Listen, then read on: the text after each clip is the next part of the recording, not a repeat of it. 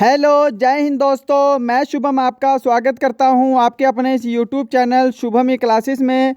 और आज की जो क्लास है वो आप सभी के लिए बहुत ज़्यादा इम्पॉर्टेंट होने वाली है, क्योंकि आज हम आर्मी जीडी और ट्रेड्समैन का बिल्कुल कंप्लीट मॉडल पेपर डिस्कस करने वाले हैं।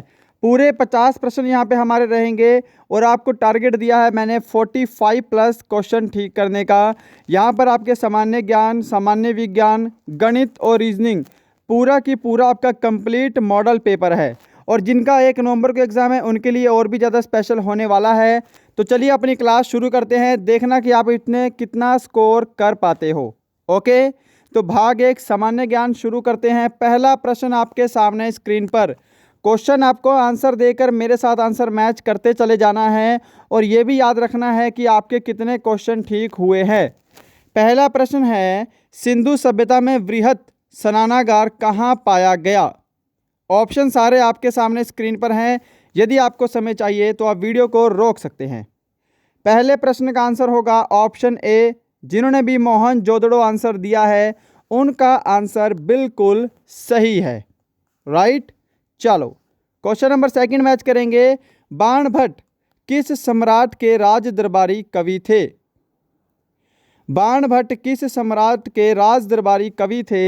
करेक्ट आंसर इसका होने वाला है ऑप्शन सी, हर्षवर्धन। हर्षवर्धन के राज दरबार में कवि थे बाणभट्ट। ओके, चलो क्वेश्चन नंबर 3 मैच करेंगे फटाफट से। भारत छोड़ो आंदोलन के समय इंग्लैंड का प्रधानमंत्री कौन था। भारत छोड़ो आंदोलन के समय इंग्लैंड का प्रधानमंत्री कौन था। सही जवाब इसका ऑप्शन सी रहेगा, चर्चिल। ऑप्शन सी जिन्होंने भी आंसर दिया है उनका आंसर बिल्कुल सही है। क्वेश्चन नंबर 4, मौलिक अधिकारों का निलंबन कौन कर सकता है। प्रधानमंत्री, संसद, राष्ट्रपति या फिर सर्वोच्च न्यायालय। तो देखो, मौलिक अधिकारों के निलंबन की अगर हम बात करेंगे तो वो करेगा राष्ट्रपति। ऑप्शन सी बिल्कुल करेक्ट होगा। और संसद क्या कर सकती है, मौलिक अधिकारों में अगर हम संशोधन करवाएंगे तो वो संसद का काम होता है। राइट, चलो क्वेश्चन नंबर 5 मैच करेंगे। संसद के संयुक्त अधिवेशन में किसी विधेयक पर निर्णायक मत देने का अधिकार किसे है। अब पहले आप निर्णायक मत का मतलब समझिए कि यदि किसी 2 पक्षों के वोट बिल्कुल आपस में बराबर हो जाएं तो जो लोकसभा अध्यक्ष जिसको वोट देगा वो विनर हो जाएगा, फिर उस वोट को निर्णायक वोट कहते हैं। तो यहाँ पर कौन देता है, लोकसभा अध्यक्ष देता है। ऑप्शन बी बिल्कुल सही उत्तर है। ओके, चलो क्वेश्चन नंबर 6 पे चलें। हवाई जहाज प्रायः कहाँ उड़ते हैं। क्षोभ मंडल, समताप मंडल, मध्य मंडल या फिर बाह्य मंडल। तो देखो जी, हवाई जहाज कहाँ उड़ते हैं, आंसर दे दो फटाफट से। ऑप्शन बी मैच करो। क्या समताप मंडल आंसर दिया है आपने। ऑप्शन बी बिल्कुल सही होगा।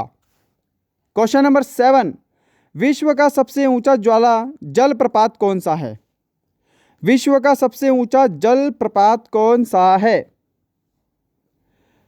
सही जवाब ऑप्शन सी, एंजिल जलप्रपात।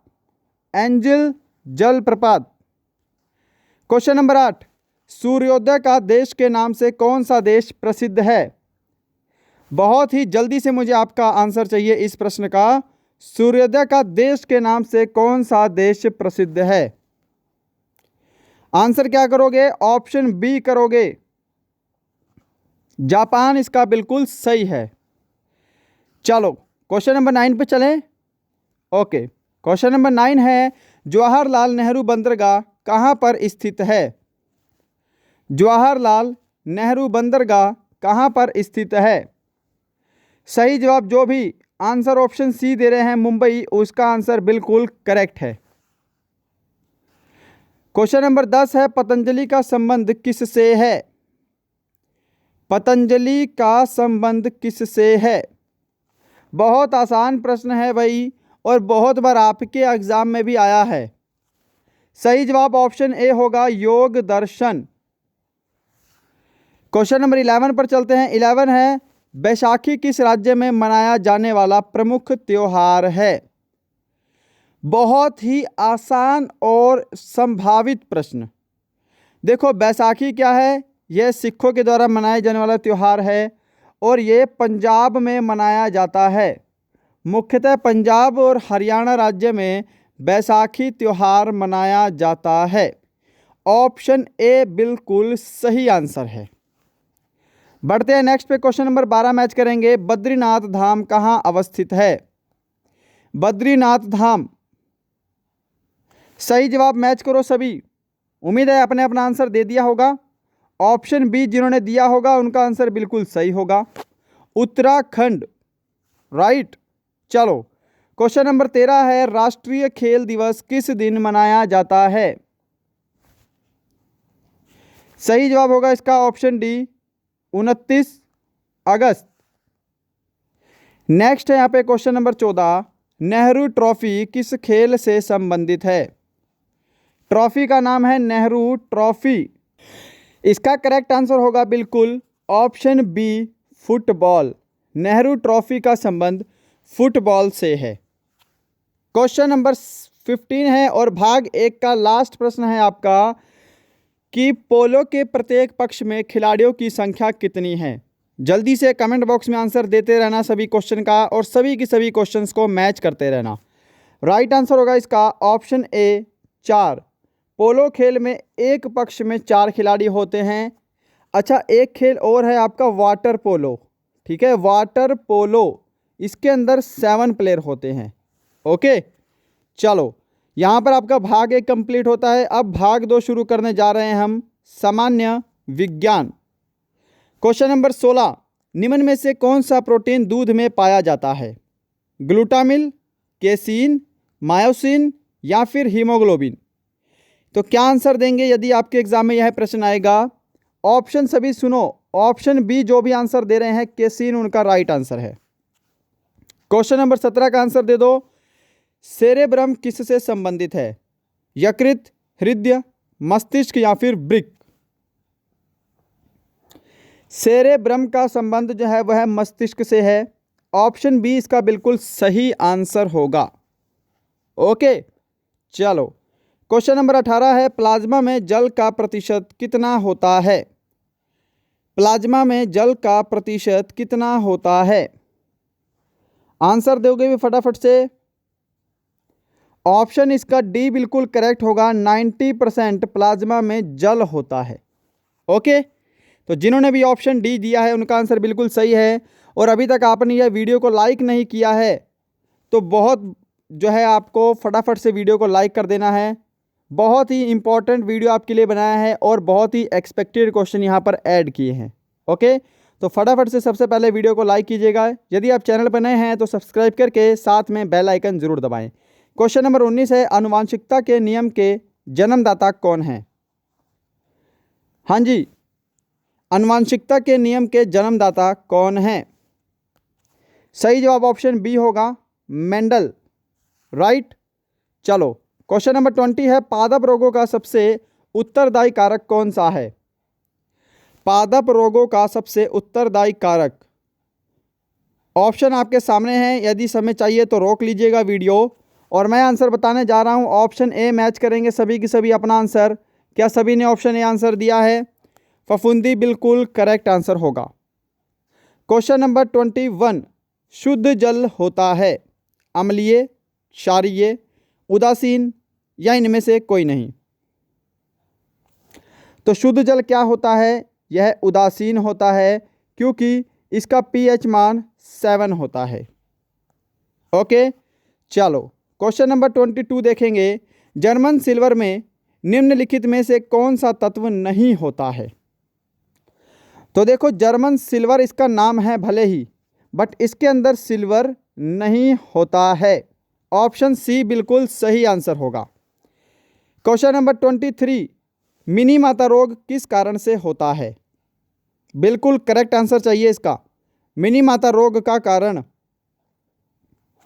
आंसर मैच करो, सही जवाब इसका रहेगा ऑप्शन ए, पारा से। पारा युक्त जल पीने से मिनी माता रोग हो जाता है। क्वेश्चन नंबर 24 है आपके सामने, बेवकूफ़ों का सोना के नाम से जाना जाता है। और ये क्वेश्चन आपके एग्जाम में भी हाल ही में पूछा गया है। और ध्यान रखिएगा, ये आपका पूरे 50 प्रश्नों का एक मॉडल सेट हो रहा है, ऑनलाइन आपका टेस्ट लग रहा है, ठीक है। तो बिल्कुल कंप्लीट इसको पूरा देखना, ये नहीं कि सिर्फ 2 सेशन देखे उसके बाद छोड़कर चले गए, क्योंकि आप एग्जाम में भी पूरा सोल्व करके आओगे, मैथ भी रीजनिंग भी, तो यहाँ पर भी आपको सोल्व करना है बिल्कुल ओरिजिनल पेपर मान के। बेवकूफ़ों का सोना बोलते हैं पायराइट्स को। ऑप्शन ए बिल्कुल करेक्ट आंसर होगा। 25, आवर्त सारणी में आवर्तों की कुल संख्या कितनी है? 5, 7, 9 या फिर 16? कितनी है? तो ऑप्शन बी राइट होगा, 7। ऑप्शन बी करेक्ट होगा, 7। नेक्स्ट है 26, अल्फा और बीटा किरणों की खोज किसने की? डाल्टन, रॉन्टजन, रदरफोर्ड या फिर विलियमसन? अल्फ़ा, बीटा और गामा ये तीनों किरणें हैं, इनकी खोज रदरफोर्ड ने की है। तो ध्यान रखिएगा, ऑप्शन इसका सी बिल्कुल करेक्ट होगा। 27 पे चलते हैं, ऐसे तत्व जिनमें धातु और अधातु दोनों के गुण पाए जाते हैं क्या कहलाते हैं? बहुत ही अच्छा प्रश्न है भाई। आदर्श धातु, उपधातु, मिश्र धातु या फिर धातुमल क्या कहलाते हैं? तो ये कहलाते हैं उपधातु। ऑप्शन बी इसका करेक्ट आंसर होगा। क्वेश्चन नंबर 28 है, हाइड्रोजन बम किसने विकसित किया? ऑप्शन आपके सामने है जी, और जल्दी से आंसर भी मुझे दे दो। हाइड्रोजन बम ये विकसित किया था एडवर्ड टेलर ने। ऑप्शन सी इसका बिल्कुल करेक्ट आंसर होगा। 29, निम्नलिखित में से कौन अचुंबकीय पदार्थ है? यानी कि वह पदार्थ जिसमें बिल्कुल भी चुंबक का प्रतिकर्षण नहीं होता। सही जवाब इसका क्या होगा? ऑप्शन डी होगा, पीतल। और क्वेश्चन नंबर 30 है और हमारा भाग 2 यानी कि सामान्य विज्ञान का लास्ट, ध्वनि तरंगों की प्रकृति कैसी होती है? अनुप्रस्थ, अनुदैर्घ्य, अप्रगामी या फिर विद्युत चुंबकीय? ध्वनि तरंगों की प्रकृति ये होती है अनुदैर्घ्य। ऑप्शन बी इसका बिल्कुल करेक्ट आंसर होगा। तो यहाँ पे आपके 30 कंप्लीट हो गए हैं, भाग 1 सामान्य ज्ञान और सामान्य विज्ञान भाग 2। अब भाग 3 पे हम चलते हैं, और ये सेशन आपको पूरा देखना पड़ेगा, क्योंकि आपको नहीं पता कि कौन सा क्वेश्चन आपके एग्जाम में आ जाए।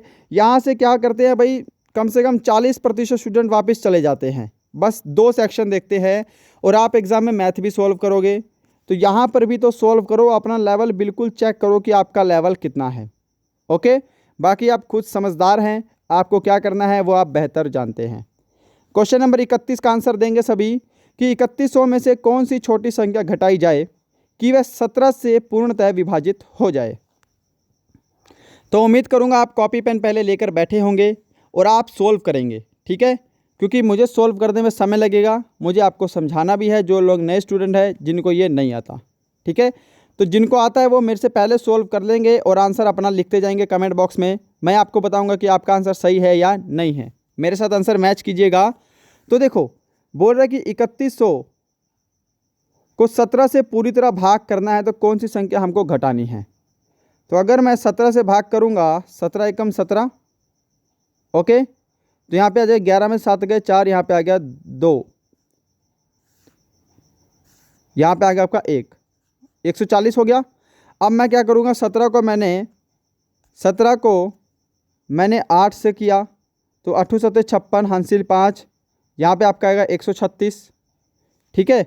17 को 8 से गुणा करने पर आपका 136 आया है, तो यहाँ पे 8 लिख के क्या करेंगे हम, 136 कर देंगे, ओके। अब यहाँ पे आपका कितना बच गया, 40। 17 दूनी कितने होते हैं भाई, 34 होते हैं। तो ये अगर यहाँ पे 40 की जगह 34 होता, तो ये पूरी तरह क्या हो जाता, भाग हो जाता। तो इस 40 से हमको क्या घटाना पड़ेगा, 6 घटाना पड़ेगा, तभी तो ये 34 बनेगा। तो यहाँ पे ऑप्शन बी 6 बिल्कुल करेक्ट आंसर होगा। यदि हम इस 3100 में 6 घटा दें तो ये पूरी तरह से 17 से भाग हो जाएगा, ओके। चलो क्वेश्चन नंबर 32, अदिति ने 100 पृष्ठ वाली एक पुस्तक का 4/5 भाग पढ़ लिया, तो अभी अदिति ने कितने पृष्ठ नहीं पढ़े हैं? कितने पृष्ठ नहीं पढ़े हैं ये आपको बताना है। ओके, तो जल्दी से सॉल्व कीजिएगा, आपके पास समय ज़्यादा नहीं है। तो देखो कुल पृष्ठ कितने हैं बुक के? 100 पेज हैं, जिसमें से 4/5 तो पढ़ लिए। अगर 4/5 पढ़ लिए तो शेष कितने बच गए? यहाँ पे 1/5 बच गए। ठीक है, क्योंकि बेस तो सेम रहता है। अब यहाँ पे 4 है, यानी कि 1 का डिफरेंस है, तो 1/5 उसने नहीं पढ़े हैं। तो इस 100 में से 1/5 उसने नहीं पढ़े हैं, तो 100 का 1/5 कितना होता है? 20 होता है, यानी कि 20 जो पेज है उसने नहीं पढ़े हैं। ओके, अब आप ऐसे भी कर सकते हो, क्या कर सकते हो कि 100 का पहले 4/5 निकाल लो, तो यहाँ पे आपका कितना आ जाएगा? 80 आ जाएगा, यानी कि उस 100 में से उसने 80 पेज पढ़े हैं, तो कितने पेज नहीं पढ़े हैं? 20 पेज नहीं पढ़े हैं। ओके, आप ऐसे भी सॉल्व कर सकते हैं। चलो क्वेश्चन नंबर 33 पर चलते हैं, एक बार जल्दी से सॉल्व करेंगे। एवरेज से क्वेश्चन है और इस टाइप का क्वेश्चन आपके एग्जाम में बहुत बार पूछा जाता है। और अभी तक आपने यह वीडियो हमारा लाइक नहीं किया तो सबसे पहले आपसे रिक्वेस्ट है कि वीडियो को लाइक कीजिएगा, जो लोग नए जुड़े हैं। और आप सभी को बोल रहा हूँ, इतने सारे स्टूडेंट देखते हैं, आपके साथ हर एक स्टूडेंट के साथ ऐसे स्टूडेंट होंगे जो कि आर्मी की तैयारी कर रहे होंगे।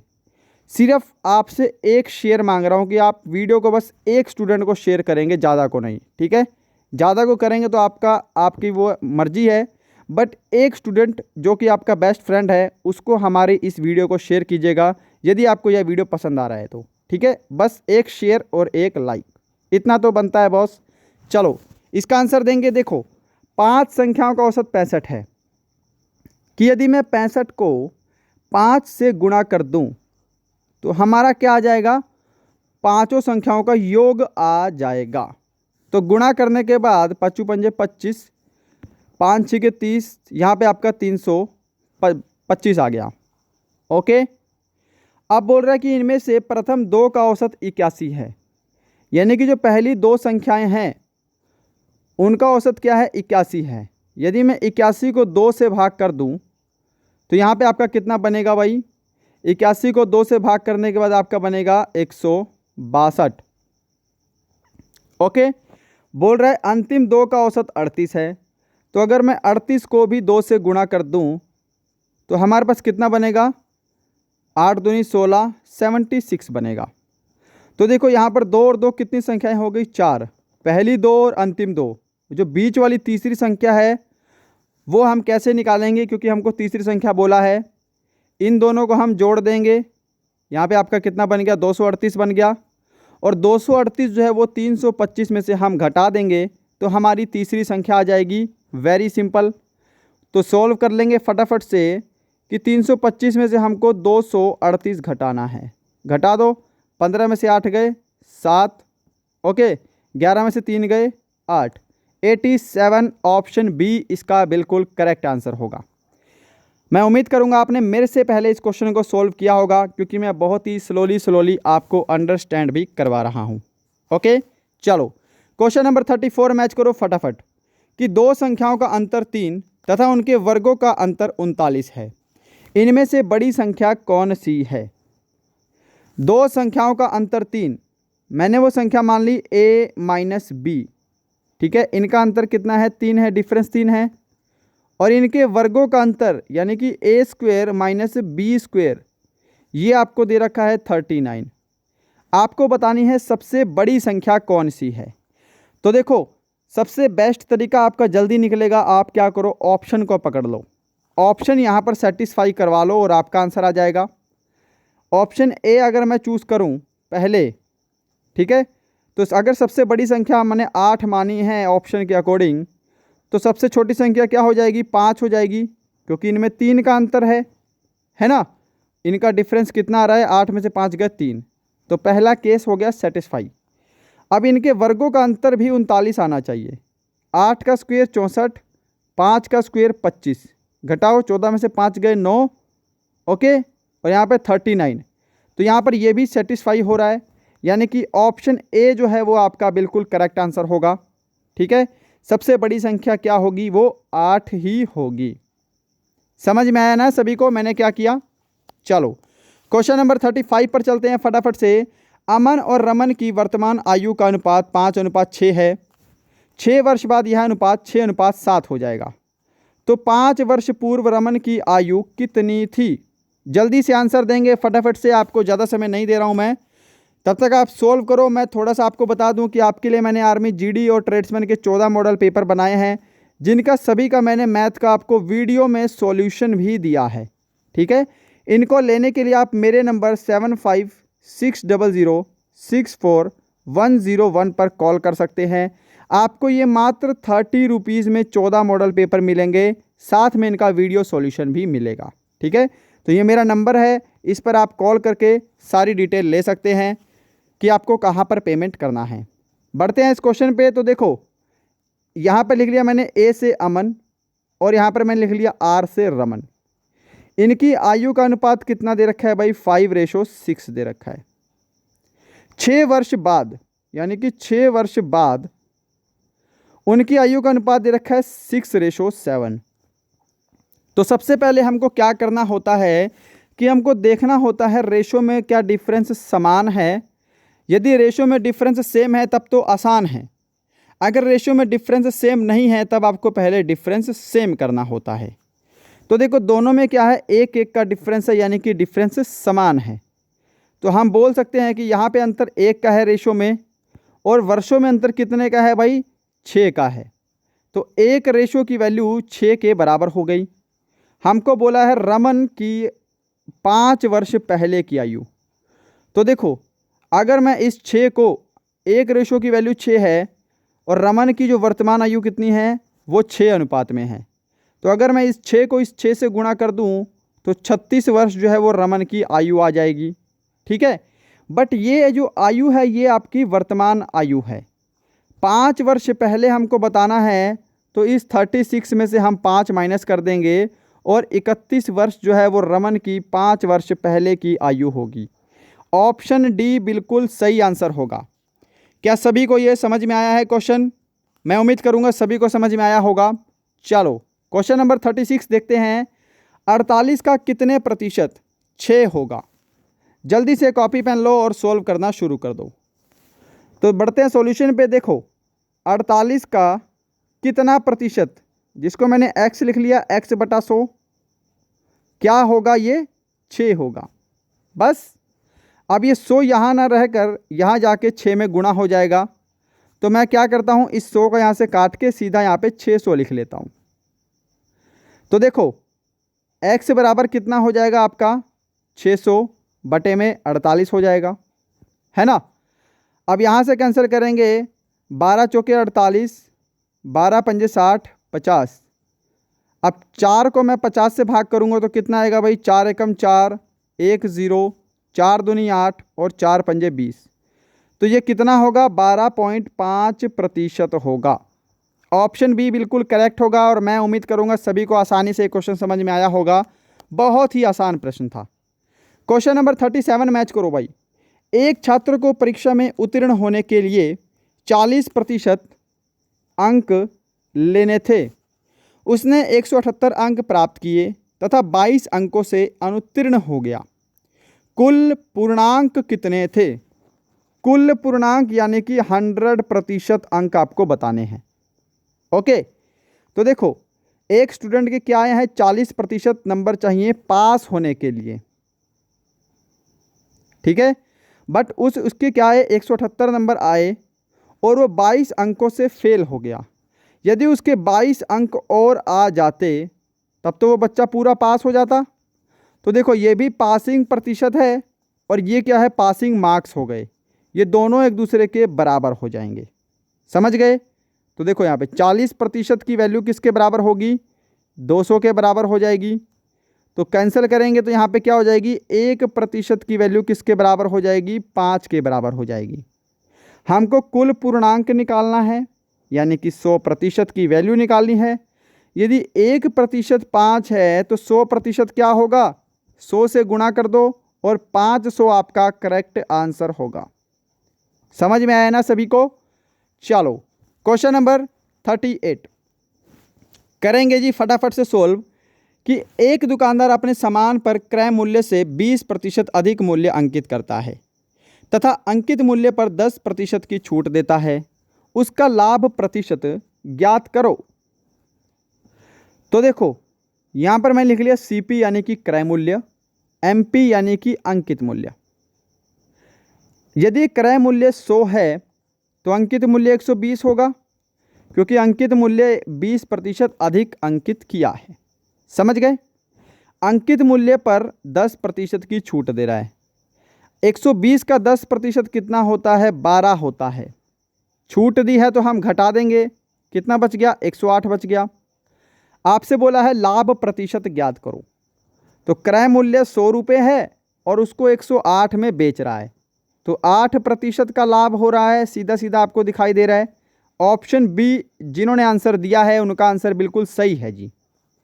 क्वेश्चन नंबर 39, किसी वस्तु की 10% तथा 10% की दो क्रमवार मूल्य वृद्धि किस एकमात्र मूल्य वृद्धि के समतुल्य है? तो देखो कैसे करेंगे। माना मैंने कोई संख्या 100 है, उस पर पहले 10% की वृद्धि हुई तो वो संख्या 110 हो जाएगी ना। फिर इस 110 पे फिर से 10% की वृद्धि हुई है। अब 110 का 10% 10 नहीं होता, 110 का 10% होता है 11, और 11 की हुई है वृद्धि, तो वो संख्या हो जाएगी आपकी 121। तो देखो पहले थी 100, अब कितनी हो गई? फाइनली 121 हो गई। कितने प्रतिशत की वृद्धि के बराबर है? 21% की एकमात्र वृद्धि के बराबर है। ऑप्शन सी यहाँ पे बिल्कुल सही आंसर होगा। भाई क्या सभी को समझ में आया है ना? चलो क्वेश्चन नंबर आपका है 41, एक पहिया 88 किलोमीटर दूरी तय करने में 1000 चक्कर लगाता है, पहिए की त्रिज्या कितनी है? जल्दी से आंसर देंगे। ये क्वेश्चन आपके एग्जाम में आने लगा है और बहुत बार एग्जाम में आ चुका है अब। तो देखो इसको करने के लिए आपको एक सूत्र ध्यान रखना है।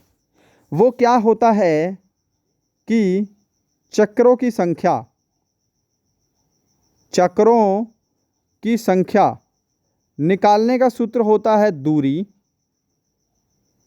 अपॉन में परिधि, पहिए की परिधि, और परिधि का सूत्र क्या होता है? 2πr। ये आपको फॉर्मूला ध्यान रखना है बस। तो देखो चक्रों की संख्या हमको ऑलरेडी दे रखी है कितनी? 1000, तो हमने यहाँ पे क्या लिख लिया? 1000 लिख लिया। ओके, बराबर दूरी हमको दे रखी है 88 किलोमीटर, परंतु हमारा आंसर जो है वो मीटर में है, तो इस 88 किलोमीटर को हम मीटर में बदलने के लिए 1000 से गुणा कर देंगे। समझ गए? अब देखो दूरी आ गई ऊपर, नीचे आपकी परिधि आएगी 2, पाई की वैल्यू कितनी होती है? 22/7 होती है, तो 7 नीचे ना रहकर कहाँ चला जाएगा? ऊपर चला जाएगा, और आर हमको निकालना है। समझ गए? चलो बढ़ते हैं इसके सॉल्यूशन पे। अब इसको बस काटा पीटी करना है आपको और आपका आंसर आपको मिल जाएगा। पहली बात, इन 3 जीरो से आपकी ये 3 जीरो कैंसिल कर दो, भाग हो गई क्योंकि एक दूसरे के इक्वल में है। सिंपल सी बात है। देखो 22 दूनी कितना होता है? 44 होता है, कैंसिल करो, और 44 दूनी कितना होता है? 88 होता है। 7 दूनी 14, तो हम बोल सकते हैं कि आर बराबर कितना हो गया? यहाँ पे 14 हो गया। ऑप्शन सी आपका बिल्कुल सही आंसर होगा। क्या सभी को ये क्वेश्चन समझ में आया है? आपको बस ये सूत्र पता होना चाहिए और आपका आंसर आपके सामने स्क्रीन पर होगा। क्वेश्चन नंबर 42, एक त्रिभुज की भुजाएं 3 सेंटीमीटर, 4 सेंटीमीटर तथा 5 सेंटीमीटर हैं, इसका क्षेत्रफल कितना है? तो देखो 3, 4 और 5 ये क्या हैं? एक समकोण त्रिभुज के ट्रिपेजम हैं। ठीक है भाई, ये समकोण त्रिभुज के भाग हैं। ये हो गया 3, ये हो गया 4 और ये हो गया 5। ठीक है, समकोण त्रिभुज की भुजाओं का अनुपात आपका ये होता है, ये आपका ट्रिपलेट बन रहा है। तो समकोण त्रिभुज के क्षेत्रफल का फॉर्मूला क्या होता है? 1/2 बेस इंटू हाइट। बस 1/2, बेस आपका 4 है, हाइट आपकी 3 है। समझ गए ना? तो 2 दूनी 4 और 3 दूनी 6, तो 6 वर्ग सेंटीमीटर आपका बिल्कुल सही आंसर होगा यहाँ पे, जो कि आपको ऑप्शन ए में दिखाई दे रहा है। तो बिल्कुल करेक्ट आंसर है। ओके, चलो क्वेश्चन नंबर 43 पर चलते हैं। 43 है, एक बेलनाकार टंकी की धारिता 8848 घन मीटर है तथा इसका व्यास 14 मीटर है। टंकी की गहराई ज्ञात करो। तो देखो, बेलन का जो आयतन आपको दे रखा है इतना दे रखा है। बेलन के आयतन का सूत्र क्या होता है? पाई r2h। तो पुट करो वैल्यू, पाई की वैल्यू होती है 22/7। अब अगर व्यास किसी का 14 है तो त्रिज्या कितनी होगी? 7 होगी, है ना। तो 7 का स्क्वायर है, इसको मैं 7 × 7 लिख लेता हूँ, गुणा h, और h हमको निकालना है, गहराई हमको निकालनी है। तो देखो ये क्या हो गया, आपके बेलन का आयतन हो गया, और आयतन आपको दे रखा है 8848 घन मीटर। दोनों एक दूसरे के बराबर हो गए। कैंसिल करो, ये 7 से आपका ये 7 कैंसिल हो गया सीधा एक बार में। अब देखो 11 दूनी 22, 11 एकम 11, 11 सा 77 और 11 8 88। 7 दूनी कितना होता है? 14 होता है ना, सॉरी 11 एकम 11, 11 6 66 और 11 8 88, यहाँ पे 168 आएगा। तो देखो 7 दूनी 14, कैंसिल करो, 14 एकम 14 और 14 दूनी 28। h की वैल्यू कितनी आएगी? यहाँ से आपकी 12 आएगी। कहाँ पर है? ऑप्शन सी में है। ऑप्शन सी आपका बिल्कुल करेक्ट आंसर होगा जी। ओके, चलो क्वेश्चन नंबर 44 पर चलते हैं, फटाफट से आंसर देंगे। किसी राशि पर साधारण ब्याज मूलधन का 1/4 है तथा वर्षों की संख्या प्रतिशत दर के बराबर है, वार्षिक ब्याज की दर कितनी होगी? जल्दी से आंसर देंगे। तो देखिएगा इसका सॉल्यूशन फटाफट से, कि साधारण हमको निकालना है, ब्याज की संख्या और दर एक दूसरे के बराबर है, सीधी सी बात है। तो हम दर मान लेते हैं, r% निकालने का फॉर्मूला, यहाँ आप टाइम मान लो, एक ही बात है। वो क्या होता है? ब्याज गुणा 100, नीचे आपका प्रिंसिपल यानी कि मूलधन गुणा टाइम होगा। ओके, तो देखो r हमको पता नहीं है क्या है, r और t जो है ये दोनों क्या है? बराबर हैं, ठीक है। तो हम इन दोनों को ही x मान लेते हैं। r कितना है भाई? x है, बराबर सिंपल इंटरेस्ट कितना है? 1 है, 1/4 आपको दे रखा है, 4 मूलधन है और साधारण ब्याज 1 है। तो 1 × 100 कितना होगा? यहाँ पे 100 हो जाएगा। मूलधन आपका 4 है और समय आपका क्या है? x है। समझ गए ना, क्योंकि समय और दर एक दूसरे के बराबर हैं। 4 से कैंसिल करेंगे, यहाँ पे आएगा आपका 25 और x इधर जाके x में गुणा हो जाएगा। तो देखो x स्क्वायर की वैल्यू कितनी आएगी? 25 आएगी। तो मैं बोल सकता हूँ कि x की वैल्यू कितनी होगी? यहाँ पे 5 होगी, है ना। x की वैल्यू कितनी आ जाएगी? 5 आ जाएगी। तो ऑप्शन ए इसका बिल्कुल करेक्ट आंसर होगा। 5% जो है वो ब्याज की वार्षिक दर है। क्या सभी का आंसर सही आया है? मैं उम्मीद करूँगा सभी को ये क्वेश्चन समझ में आया होगा। चलो लास्ट क्वेश्चन देखते हैं फटाफट से, 45, फिर हमारा रीजनिंग भी शुरू होने वाला है। निम्न में से कौन सी संख्या एक पूर्ण वर्ग नहीं है? तो यहाँ पर समय नहीं लेंगे, ऑप्शन डी आपका करेक्ट आंसर होगा। ये 13 का स्क्वायर है, ये 14 का स्क्वायर है, ये 17 का स्क्वायर है। क्वेश्चन नंबर अब 46 है, यहाँ पे आपका रीजनिंग भाग 4 शुरू हो चुका है। तो जल्दी से आंसर देंगे इसका भी फटाफट से आप सब, कि यदि प्लस का अर्थ माइनस है, माइनस का अर्थ गुणा है, गुणा का अर्थ भाग है और भाग का अर्थ जोड़ है, तो हमको इसकी वैल्यू बतानी है। तो देखो 26 माइनस का अर्थ क्या है? गुणा है, गुणा 18, गुणा का अर्थ भाग है तो भाग 9, भाग का अर्थ जमा है तो जमा 3 और जमा का अर्थ माइनस है तो -11। हम बोर्ड मास इसमें लगाते हैं, सभी को पता है। पहले क्या करेंगे? हम भाग करेंगे, 18 को 9 से भाग करेंगे तो क्या आएगा? यहाँ पे इसको कैंसिल करके यहाँ पे आपका 2 आ जाएगा। 26 दूनी कितने होते हैं? 52 होते हैं। तो आपका ये भी पूरा कट गया। 52 + 3 - 11, 52 और 3 55, 55 में से अगर हम 11 घटाएंगे तो 44 आपका सही आंसर आएगा, ऑप्शन सी। क्या सभी का आंसर बिल्कुल सही आया है? चलो क्वेश्चन नंबर 47 मैच करेंगे और सभी का कमेंट बॉक्स में स्कोर चाहिए मुझे वीडियो ख़त्म होने के बाद। यहाँ पर आपको बताना है कि कौन सा जो है वो अन्य से भिन्न है, कौन सा गलत है। तो देखो RSTU एक बिल्कुल सीरीज में चल रहा है। JKLM ये भी बिल्कुल सीरीज है। NOPQ ये भी बिल्कुल सीरीज है। देखो VWX के बाद आपका Y आना चाहिए था, तो आपका ऑप्शन डी करेक्ट आंसर होगा। ये जो है अन्य से भिन्न है। क्वेश्चन नंबर 48 जल्दी से देखेंगे फटाफट से। तो देखो ये जो ब्लड रिलेशन का क्वेश्चन है ना, ये आप ऐसे मन में भी सॉल्व कर सकते हो कि राहुल मेरे पिता के पोती का पति है। राहुल मेरे पिता के पोती का पति है। तो देखो जो मेरे पिता की पोती कौन होगी, मेरी लड़की होगी, और मेरी लड़की का पति है राहुल। राहुल क्या है, मेरी लड़की का पति है, तो मैं राहुल का क्या हूँ, तो मैं राहुल का ससुर लगूंगा। ऑप्शन ए यहाँ पे बिल्कुल सही आंसर होगा। क्वेश्चन नंबर 49 देखो कितना सिंपल है कि भोपाल जो है वो मध्य प्रदेश में है, भुवनेश्वर कहाँ पे होगा, उड़ीसा में। ऑप्शन बी करेक्ट आंसर होगा। कैपिटल भी बोल सकते हो। क्वेश्चन नंबर 50 और आज का लास्ट प्रश्न है भाई, जल्दी से आंसर देंगे। और आपका इसको PDF जो है इस पूरी वीडियो का आपको डिस्क्रिप्शन में लिंक है हमारे टेलीग्राम चैनल का। उस टेलीग्राम चैनल पर जाके आप इस वीडियो की PDF को बिल्कुल फ्री में डाउनलोड कर सकते हो। हमारा टेलीग्राम ज्वाइन करना पड़ेगा आपको, और आप चाहो तो मुझे इंस्टाग्राम पर भी फॉलो कर सकते हो। ठीक है, PDF इसकी आपको शाम को मिल जाएगी। तो देखो भाई, हाउस को हम ये लिखेंगे तो चेयर को हम क्या लिखेंगे। तो देखो H क्या है, HOUSE। अगली लाइन में आपको दे रखा है FQSUC। तो देखो FGH यहाँ पे क्या हो रहा है, -2 हो रहा है। H से पहले 2 बार F आता है। OPQ फिर +2 हो रहा है, फिर आपका -2 हो रहा है, फिर आपका +2 हो रहा है। ऐसे आपकी ये सीरीज चल रही है, समझ गए ना, -2 +2 -2 +2। तो पहले आपका क्या होगा, माइनस होगा CHAIR।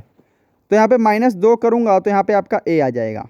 ठीक है, फिर +2 होगा, HI के बाद J होगा।